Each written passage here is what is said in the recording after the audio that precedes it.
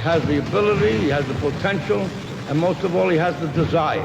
He really wants to be a champion. I'm a champion for the same reason my boys become champions. I'm very determined. I believe in what I'm doing, and I can't be dissuaded. I cannot be dissuaded. Mike Tyson is a puncher for the ages.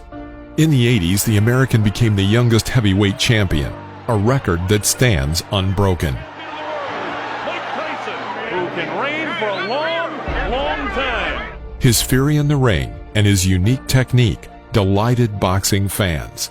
There are no equivalents in the heavyweight division. Just about everyone has heard of Tyson, but many have not heard about the man who made the champion.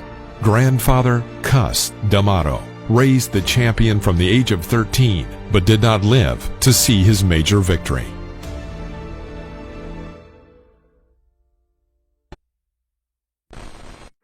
Childhood and an unfulfilled dream. Cus was born in the Bronx to a family of immigrants from Italy and grew up exclusively in male company. His mother died when the boy was only 4 years old. He was left with 8 brothers and a father.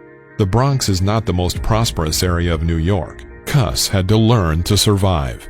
The guy often fought on the streets and did it very skillfully.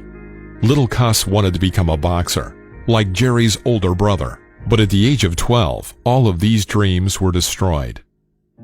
D'Amato lost sight in his left eye. The coach has told many versions of what happened, and it is still unknown which one is true. One story is that he protected a boy from an older bully who injured him with a knife.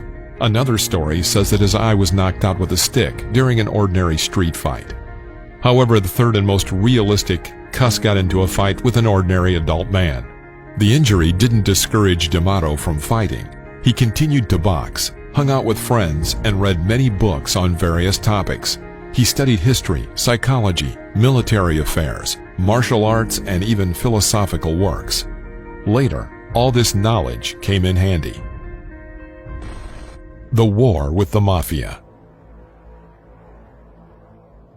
In 1939, Cus was 30 years old. He opened his first boxing gym, Gramercy Gym. The number of pupils grew every day, and the main one was Rocky Graziano.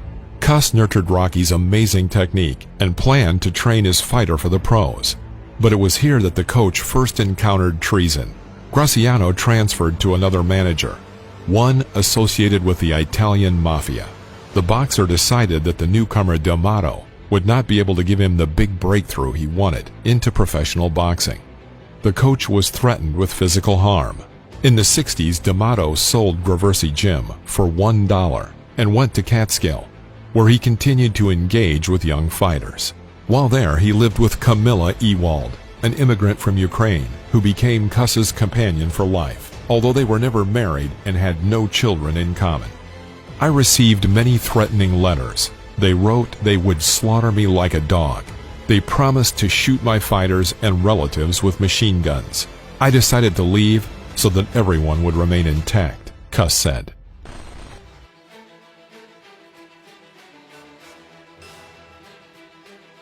Why did Cus make champions? This is the most correct word. He did not educate, did not train. He just did it. Cus got into the head of every boxer and drove the idea that he would become a champion. If you doubted even for a second, the coach was furious and could kill, Tyson recalled. D'Amato worked not only as a coach, but also as a physiotherapist and psychologist. He instilled the champion philosophy into his fighters from the very beginning. Cus met Tyson when Mike was 13. The future champion lived with the coach at his home, calling him his white father and Camilla his white mother. In early childhood, Mike was a petty, angry boy who was offended by everyone, even girls. At 11, Tyson began to push away his peers, and at 13, he became physically larger than them. Mike fought on the streets, stole, robbed, and often spent the night behind bars. Dealing with Mike changed Cus. The coach explained in plain words to Tyson how to translate rage in his favor. Cus forced Mike to review old boxing videos and demanded that he read books. He He instructed me to read the biography of Alexander the Great. Cus wanted to show in the most accessible ways how a person from an empty place can become a conqueror of the world. He wanted me to be the same, said Mike. Cus believed that a boxer's thoughts should only be about fights. Only an obsession could lead to success. One time, Mike was depressed. The fighter considered himself unattractive. Cus pulled out a bat. He said that he would beat me off my head if I said one more thing about girls, said the boxer. D'Amato led Tyson to a hypnotist. He wanted me to overcome myself. Cus said I must overcome my fears and defeat the darkness, said Tyson. D'Amato's style is also unique. It has a lot of names. Someone just said Cus's style, others the pendulum. But the most common name is peekaboo. In essence, it's simple but unusual. The boxer stood in front of the enemy, held his hands high, worked actively on his feet, and constantly used slopes and dives. After active defense, the fighter threw several punches.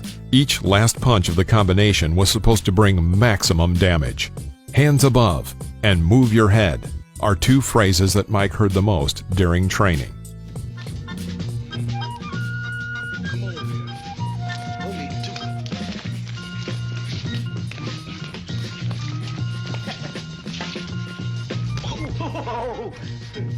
Did I touch your lip?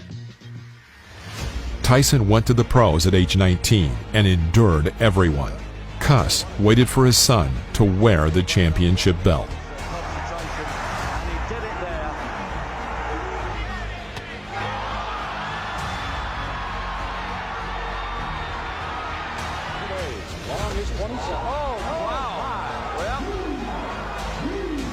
Tyson comes out with a strong right hand barrage again. To go. There is a strong shot. Allison down on his ground. They survive as he goes down again at the bell. Everybody predicts a great future. If they can find some fights for him.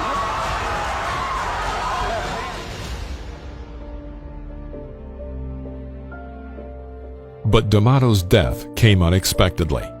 Cus contracted pneumonia and complications began. The 77-year-old man was induced into an artificial coma. He never regained consciousness. The manager called me and said that Cus will die in 10 hours. I went to the bank to withdraw money for the funeral and burst into tears right in the lobby. I understood that my father left, the man who gave me everything, whom I was more afraid of than anyone else, said Tyson. At the funeral procession, Mike carried the coffin, holding back the tears the last of his strength. He began crying as he returned home.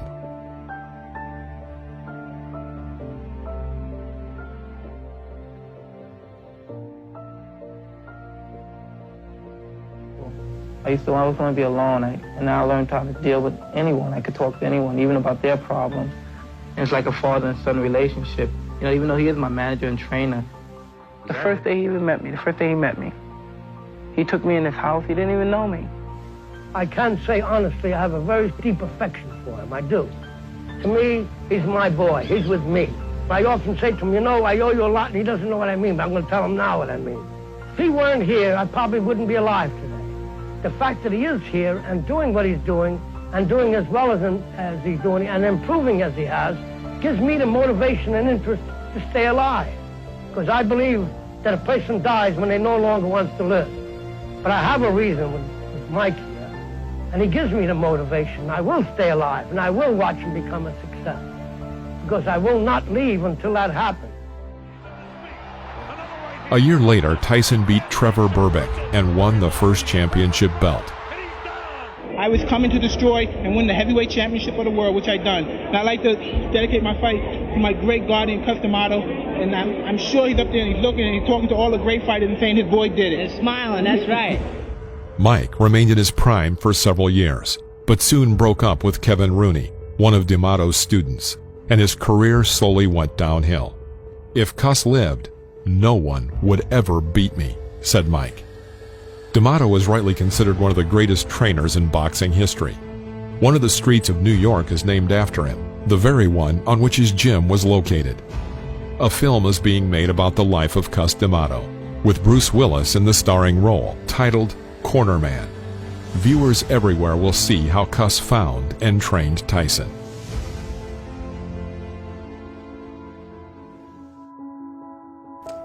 That's why once I got involved with Cus, I was a young boy, but once he spoke with me every night about discipline and character. It is the mark of a great fighter when he has character plus skill, because a fighter with character and skill will often rise and beat a better fighter because of this. Character is that quality upon which you can depend under pressure and other conditions. Character makes the fighter predictable. Character helps him win. And then one day he used to say, listen, you have the chance to change your life, your family's life. You could be something very special. Don't you want to be champion? You could be champion of the world. And I didn't pay no attention to it. He said, really? You could be champion of the world. You could devastate the world. No man could take what you do. You just got to believe it. I looked at this guy, and then I started thinking. I said, you really? I said, this guy's really crazy. He said, you do what I tell you to do, and if it doesn't work, then you could leave. So I said, okay, bet. So I did everything he told me to do, and I won. I won every championship. From the amateur championship. Oh, I won all the championships. I'm gonna cry. So I won every championship that he told me, because he told me what to do. If you like this video, please press the like button and leave a comment if you want more videos like this. Subscribe to the channel and turn on notifications so you won't miss any episodes. See you soon.